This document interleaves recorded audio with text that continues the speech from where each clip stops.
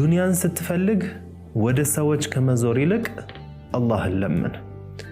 ሁለት ማየት የተሳናቸው የነበሩ ሰዎች ወደ አንዲት ሀብታም ቸርና ለጋስ ወደ ሆነች ዙበይዳ አልዓባሲያ ወደ ተባለች ሴት ዘንድ ሄዱ። ሁለቶቹም እዛ የሄዱት እሷ ቸር ስለሆነች ዱንያ እንድትሰጣቸውና አላህ ከሰጣት ጸጋ እንድታካፍላቸው ነበር። ሆኖም ግን ከነዚህ ማየት የተሳናቸው ሰዎች ውስጥ አንደኛው የሚያደርገው አንድ ዱዓ ነበር። ያም ዱዓ ምንድነው?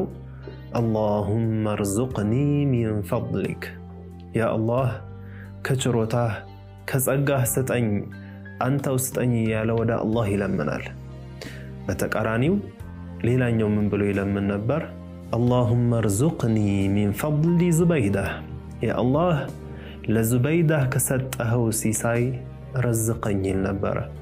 በሚገርም ሁኔታ አላህን ለለመነው ሰው ሁለት የብር ሳንቲሞችን ትልክለታለች። ከሷ ፈድል ለለመነው ደግሞ የተጠበሰ ዶሮ በውስጡ 10 የወርቅ ሳንቲሞችን አድርጋ ትልክለት ነበረ። በዚህ አይነት ሁኔታ 10 ቀናቶች አለፉ። በ10ኛውም ቀን ይህች ዙበይዳ ወደ እነዚህ ሰዎች ሄደችና ጠየቀቻቸው። ያ ከሷ ፈድል ከሷ ጸጋ ሲጠይቅ የነበረውን ሰው ጠየቀችው፣ ስንት ተጠራቀመልህ? እሷ ታውቃለች ምን ያክል እንደሰጠችው። እሱም ምን አለ? ምንም አጠራቅመው ነገር ሰጠሽኝ፣ ዶሮ ነው የምትሰጭኝ። ያንን ዶሮ ደግሞ እኔ ምንም ስለማላረገው ለጓደኛዬ በ2 የብር ሳንቲሞች ሸጥለት ነበር አላት።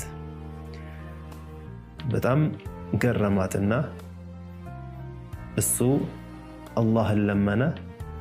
አላህ የበለጠ ጊና ሰጠው። አንተ ከኔ ጸጋ ለመንክ፣ ያነሰውን ሰጠህ አለችው። ምክንያቱም ያኛው ዶሮውን ሊበላ በሚከፍትበት ሰዓት በውስጡ በየቀኑ 10 የወርቅ ሳንቲሞችን ያገኛል።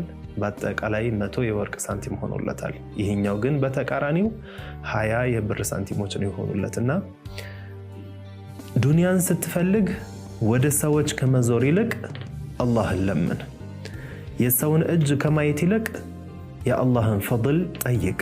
ምክንያቱም ማንም ሰው ያለ ሪዝቁ አልተፈጠረምና።